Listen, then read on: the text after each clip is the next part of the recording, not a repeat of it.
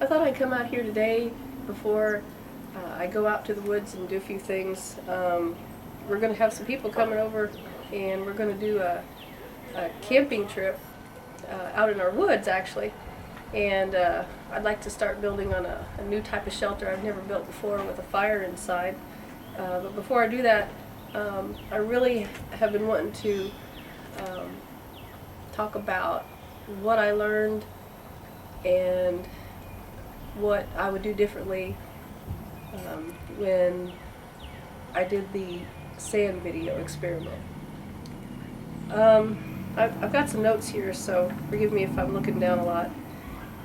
One thing that I think that we should have done differently, and I say we because that part of it was, it was all a team, but that part specifically was a team effort. I think we should have definitely built the shelter in a different direction. The way we had it, the wind was blowing into our shelter, and the smoke was blowing into our shelter, and at one point we had 30 mile an hour wind gusts, and at one point it was blowing snow and everything else into the shelter onto us. So for me, I couldn't sleep through that.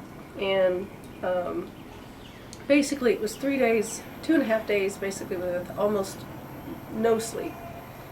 And that's a very bad situation when you're if you're in a real survival situation, because if you can't think correctly, not only because of the elements, perhaps dehydration, you're not used to going without food for such an extended period of time, the normal person, and you've got lack of sleep, fatigue from all the efforts that you have to put into a situation like that.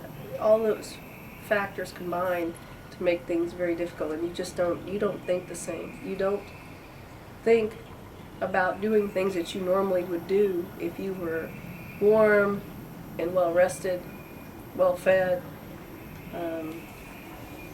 You just don't, and that was actually a shock to me, believe it or not. It just amazes me about the things that I knew to do afterwards, thinking about it, but I didn't do it. Another thing that I learned is that when you get pine boughs for insulation inside your shelter, when you pile those up, after you cut the fresh pine boughs, they release moisture, and that moisture in turn makes you wet if you lay directly on top of them. And then when you get wet, that makes you even more cold. And so that was, it's like it was hard for me to lay on that. I had a vapor barrier. I had my Gore-Tex rain gear, and I had my rain pants, but still the cold just, I had already gotten wet from overworking. And getting sweaty. I knew not to sweat, but what happened was I had worked so hard collecting firewood, and I ended up sweating anyway.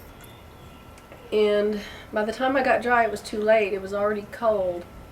The evening had fallen, the night had fallen, and I was already cold, and I just kept getting colder. So even though my clothes ended up dry, it was hard for me to recover. I wasn't drinking enough, and I should have done that too. That's another thing. I should have drank more, and I just didn't do it. I did not know that drinking water regulates your body temperature like it does, your core temperature. I had no idea. It's just, it just never occurred to me. I never really learned that. Another thing that I learned, and that I think that we could have done, is we had a brown rain jacket, a very small round rain jacket that nobody could have worn, but only about a month or so later, watching the sand video that was put up, it occurred to me then, that could have actually been used as a water container if we wanted to, if we needed it. Another thing that I learned that a couple of the guys were getting wild onions, and even though I never did want to eat any of the wild onions, in a survival situation, it'd be best to do so. And at the time, I made the mistake of thinking, well, I'll just wait till later to get them fresh. Well, later came around, and in the area we were at, there were no wild onions to be found. So I should have gotten the wild onions while the getting was good. And so should anybody else. If somebody's in a survival situation, if you see a resource, you want to get it, at the time you see it, and be looking for those. Another thing that I learned is that sleeping on, if you put insulation like leaves and pine boughs in a shelter, you're going to want to put a lot in there. And that's one thing that should have been done is we should have put more insulation than what was there, because even with what we had laying on that, it was really cold. And it just sucked the body heat right out of you laying on that. It was just, and that made it very difficult to sleep. One other mistake that I made was that we had one of the guys found a saw blade that actually we used quite a bit. We ended up using it. And it was an old broken saw, but we could still use the blade. And eventually as we used it, eventually the handle broke off, and that just left the blade whenever I was getting pine boughs. So, there was snow on the ground, and so when I was out getting pine boughs using that saw blade, that's when the handle broke off, and I thought, I'll just improvise and just hold it like, somebody would a rock, and start cutting the pine boughs loose. Well, when I was doing that, the blade slipped out of my hand, and I didn't see where it went. Excuse me. And it went down into the snow. And, I looked and looked for it, probably spent maybe a total of an hour looking for it, and then at one point had help from one of the guys. We never did find that saw blade. But if I had it to do over again, I would have tied that saw blade to my wrist somehow, so that, with it being cold and damp, had it slipped out of my wrist, it would have at least been retained by some paracord or some kind of a tie. So losing that saw blade was not cool. That's something you don't do, is lose a blade, especially if you're in a survival situation. You do not want to lose your blade. We had one other blade, but unfortunately I lost that one. And fortunately, though, it wasn't a real survival situation, and it's just imperative that if you ever get in one, somehow or another you need to secure your blade to your person if you're going to use it.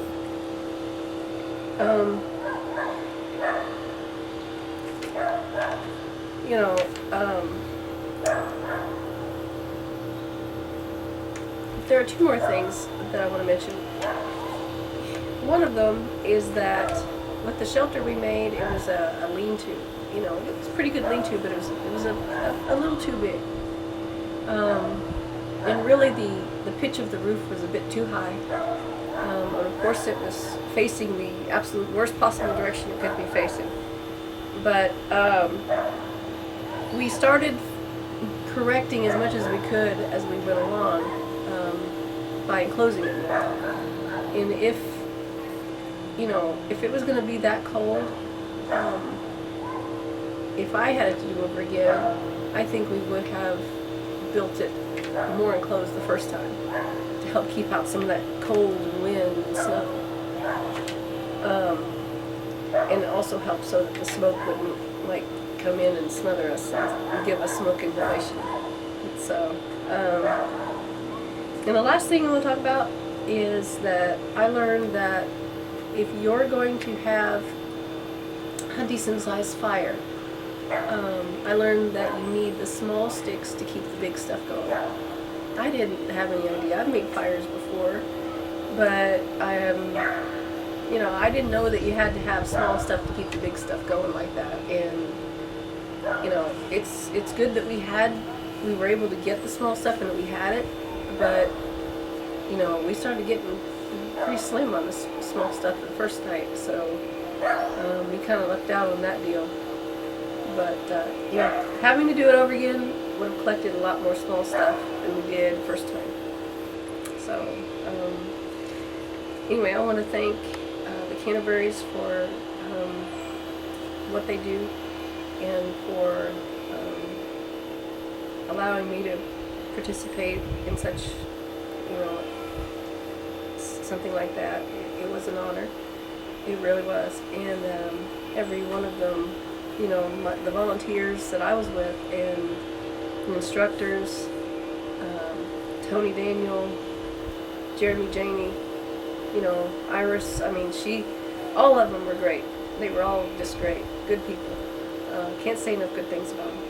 But anyway, thank you for listening.